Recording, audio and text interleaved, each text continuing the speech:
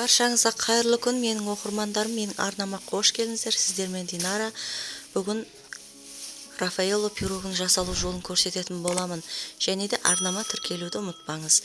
Ең алдымен таза құрғақ ыдысымызға тоңазытқышта тұрған сары майымызды көбіктеп турап, бір дана жұмыртқа және қантымызды, алдын ала електен өтілген ұнымызды, қамыр қопсытқышымызды салып, бір келкі масса болғанша түйіршігін қалдырмай қамыр илеп аламыз. Және де достар, менің арнамның алға жылжуына, дамуына үлестеріңізді қоса кетіңіздер. Және де тіркелуді ұмытпаңыздар. Қажетті заттарды описание бөлімінде қалдырамын. Комментария бөліміне өз пікірлеріңізбен бөлісе отырыңыздар. Алдағы уақытта сапалы видеомен бөлісетін боламын. Көктемгі Наурыз мейрамы құтты болсын, берекелі жыл болсын, табысты жыл болсын.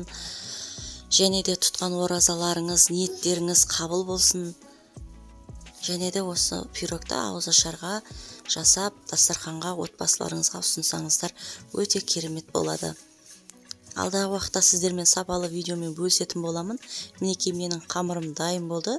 Осы песочный қамырымызды тоңазытқышқа 1 сағат көлемінде салып қоямын. Құрамында сары май бар, қамыр қату керек.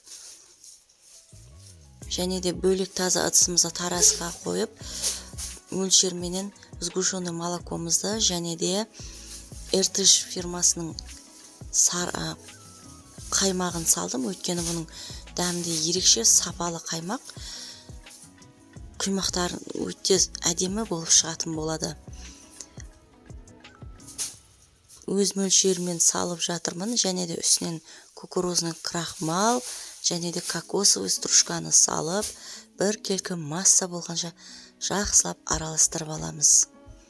Достар, менің арнамның алға жылжуына және де дамуына үлестеріңізді қосып, менің видеомды достарыңызбен, құрбыларыңызбен бөлісе отырыңыздар.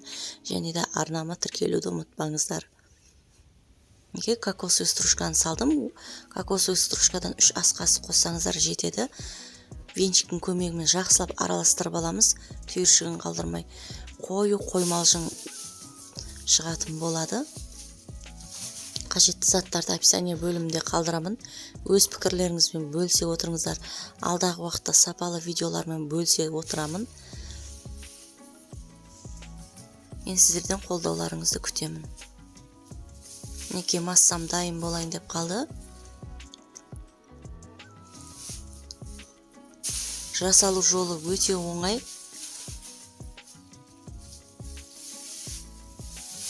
Жасап көріңіздер, және де келген қонақтарыңызға ұсынсаңыздар, сіздерге рахметтерін айтатын болады. Дәмі ерекше пирог. Отбасыларыңызға ұнайды деген сенімдемін. Мінекей, менде 26-лық форма. Дайын болған қамырымызды ішіне жайып, бір келкетіп төсеп алдым. Мен алдын ала печкамды қыздырып алдым, 180 градуста. Қызып тұрған пеш, міндетті түрде печкамыз қызып тұру керек. Сонда пирогымыз әдемі шығатын болады. Және де қамырымыз төселгеннен кейін міндетті түрде үшін шанышқымен шұғуды ұмытпаңыздар.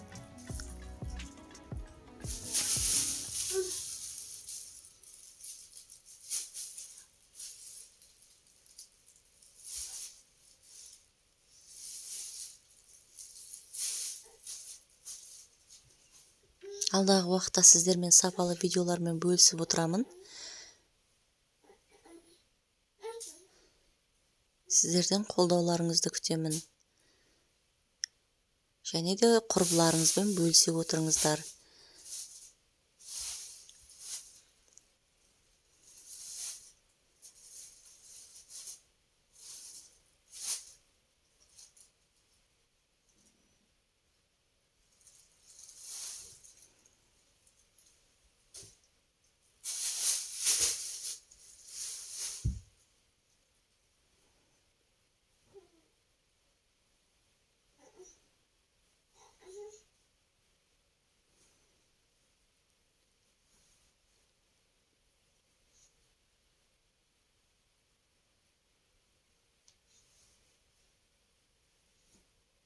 Мінекей дайын болды. Ішін шанышқымен шұқып алдым.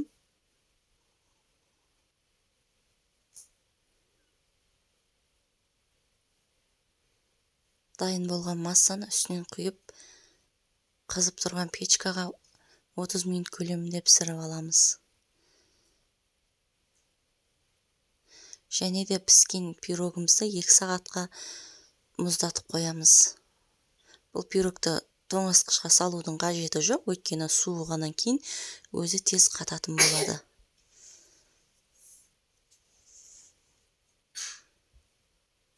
Мінекей дайын болды.